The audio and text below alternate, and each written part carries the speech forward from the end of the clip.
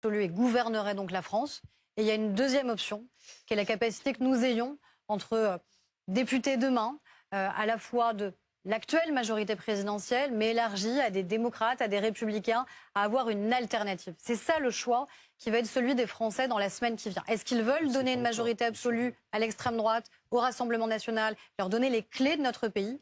Ou est-ce qu'ils veulent une autre alternative qui ne pourra pas être la majorité présidentielle seule, de manière évidente ce soir, et qui doit donc être une alternative et une nouvelle majorité très parlementaire. clairement, Aurore Bergé, parce que c'est la question qui se pose dès ce soir à 20h08, et vous avez Éric Coquerel de la France Insoumise juste en face de vous. Est-ce que ça veut dire, par exemple, que dans les circonscriptions où il y aurait la possibilité pour le RN d'aller au bout, et vous arrivant troisième, est-ce que vous désistez au profit justement de LFI? Marine Le Pen Réponse donc dans un instant, puisque c'est d'abord Marine Le Pen que l'on va écouter. Marine Le Pen qui s'exprime donc depuis Hénin-Beaumont, où elle était candidate donc pour sa réélection.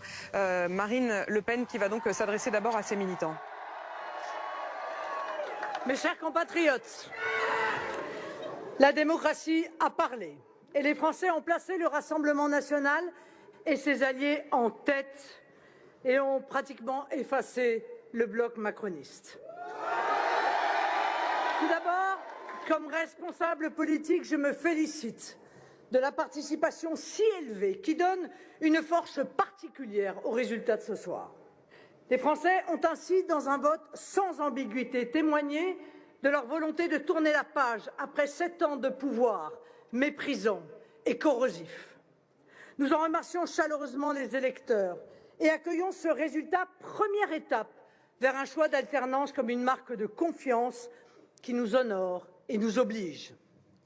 J'ai en particulier une pensée pour les électeurs de la 11e circonscription du Pas-de-Calais qui me font l'honneur de m'élire dès ce soir.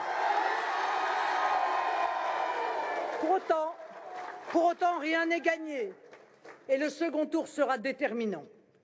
Déterminant pour éviter au pays de tomber entre les mains de la coalition NUPES 2 et en réalité d'une extrême gauche à tendance violente, antisémite et anti-républicaine dont les éléments les plus activistes de LFI, du NPA, des groupuscules violents ou communautaristes imposeront Jean-Luc Mélenchon comme Premier ministre.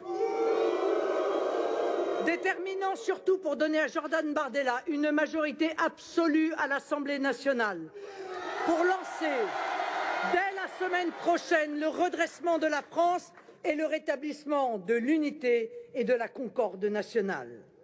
En démocratie, rien n'est plus normal et sain que l'alternance politique. Pour entamer cette alternance, pour conduire les réformes dont le pays a besoin, il nous faut une majorité absolue pour que Jordan Bardella soit dans 8 jours nommé Premier ministre par Emmanuel Macron.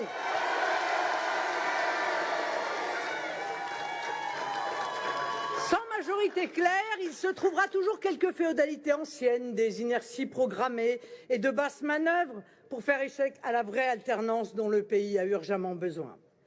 C'est pourquoi je vous invite, mes chers compatriotes, à renouveler votre vote si vous avez choisi nos candidats au premier tour.